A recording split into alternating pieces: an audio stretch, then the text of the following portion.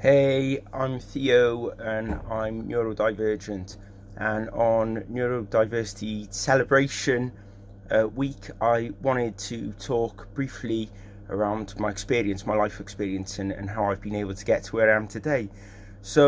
I failed significantly at school. I struggled at college. I failed after 3 years of studying there. And I'd honestly say that my life could have been very different. I was lucky enough to be surrounded by a good family, and my mum got me into acting at quite a young age, 11, which I would say, although all of the challenges I've had in my youth, all the trouble I got into, my one saviour was acting, the ability to express myself in a way where I wasn't going to be assessed and tested in the way that academia tests you and assesses you through the education system. So even though I failed in college, the head of the college failed me a month before the end of the 3 years. All the other students expected me to leave at that point. I didn't. I carried on because for me it was never around gaining the qualification. It was always around learning. It was life experience. It was being able to be creative and dynamic in the environment and share those experiences with other people. And that's why when I was a mature student, I had the opportunity to enter back into academia, and I went to university and studied a degree in acting with no qualifications as a mature student, and I had to fight to get there. But I think what I learned through all of those experiences is actually it's not always around how you're assessed, how you're tested, the qualifications you come with. It's actually about your inquisitiveness, your creativity, your willingness to learn, to develop, because ultimately that's what happens out there in the working environment. So had I been able to do it differently, I would, and I'm going to instill something within my children that hopefully supports them through the academic structure, the education system that we currently have, so that they can have more choices than I had.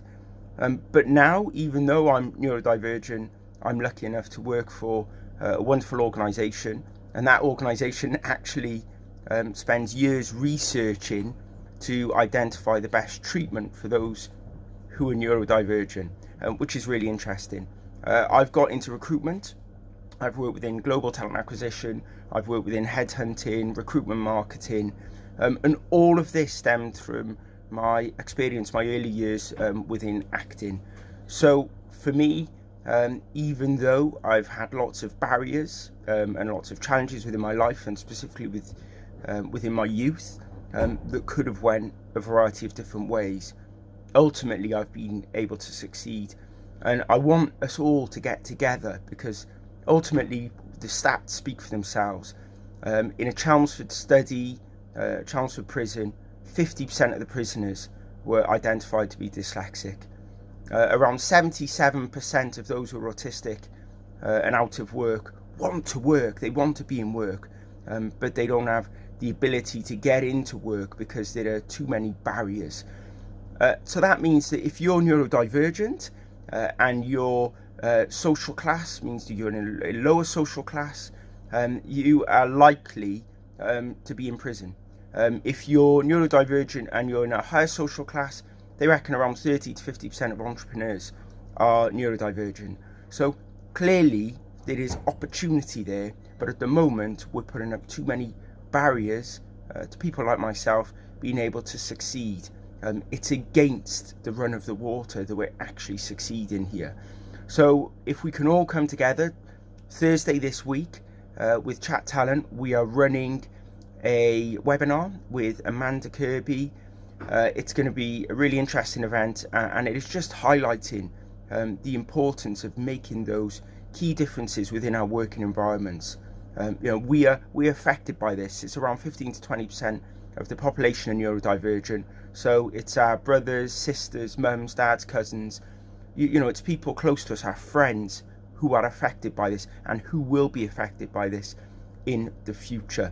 So around a year ago, it was a real big light bulb moment for me when I attended a resourcing leaders event with a recruitment events company who I'm now a member of, the RL100, where I was able to really start to understand neurodiversity as a term. And at first it scared me, but now I feel empowered by it, because this year finally I'm going on the journey with the GP to understand if it's only dyslexia that I'm impacted by, which I found out at university, believe it or not, or actually there are other impacting factors like ADHD, which I believe there are. And it's 39 years of age that I'm making this journey. So at the age of 40, I'll really be able to understand who I am, neurologically who I am. But I've still been able to be successful. So to all those people out there, all those young people in Neurodiversity Celebration Week, it is possible. And you are able to go on and be successful in life. And you will have barriers. However, there are real opportunities in the makeup of your brain, and you can be successful. So join us on Thursday. We'd love to have you there. Go to www.chattalent.com and you can see the main article there is a link to the webinar. Very much look forward to seeing you there. Thank you.